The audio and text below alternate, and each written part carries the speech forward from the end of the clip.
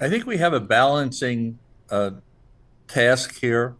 Um, I think on one side, the faster you go in, the quicker you suppress Hamas, the better it is in terms of um, controlling them before they get dug in deeper.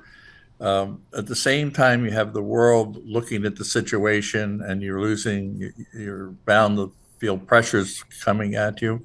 And then the over really balancing problem is the hostages. And I think everyone is trying to do the best they can to maximize the number of hostages and hopefully all.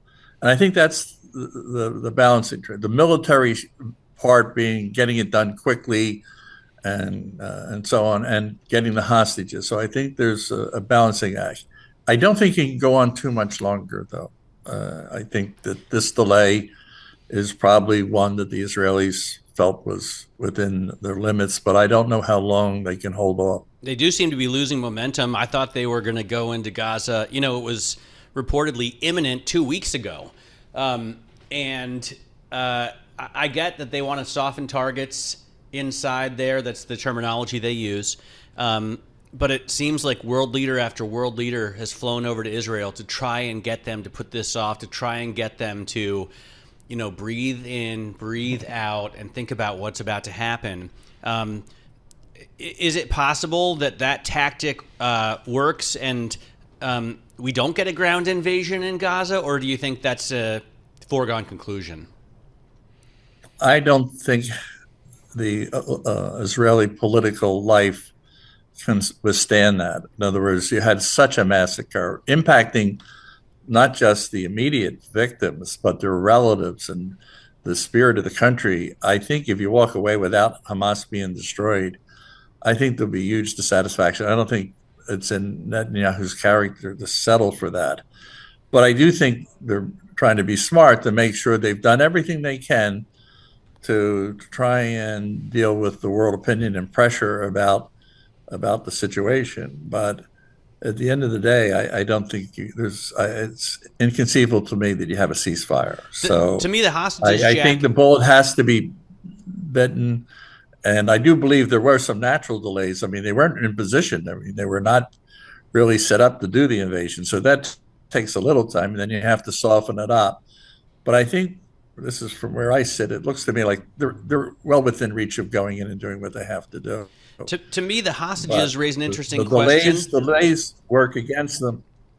Yeah, I wonder what you think about, Erdogan today said he doesn't think Hamas is a terrorist group, but it's difficult to look at what they did on October 7th and not call that terrorism. We do not, at least as a public policy, negotiate with terrorists. So what's happening here? Well, you have Erdogan, but you have many other leaders. You have the head of the UN. I mean, it's very disappointing. I mean, if we can't distinguish between massacres and slaughtering and trying to defend your country, I mean, and our universities, it's to me, it's shocking. And I think we have to, when this is done, reevaluate where we stand. I do think there's an opportunity. There is a silver lining if the Israelis succeed, as I think, which will be to get rid of Hamas. I mean, it'll spring up again, but there'll be a breathing period to look at some longer lasting peace arrangement. But right now, it's stunning to see. Yeah. I don't know how you get there, to be honest. It's and I Yeah. just feel you must have been out of touch and didn't watch any news or listen to Bloomberg Yeah, when that exactly. massacre took place. I mean, it was savagery. Jack, what role do you believe currently the United States military and intelligence is playing as we speak? I mean, Israel's been a long time ally, certainly our principal ally in the Middle East. I suspect we're doing everything we can on the intelligence front to assist. I also think militarily, I don't see boots on the ground. I do think there are risks having the fleet there, but I think it's the right move. And I think we're showing strength so that we're really trying to contain the Iranians rather than dealing with anything related directly to Hamas and Gaza. The Israelis will take care of that.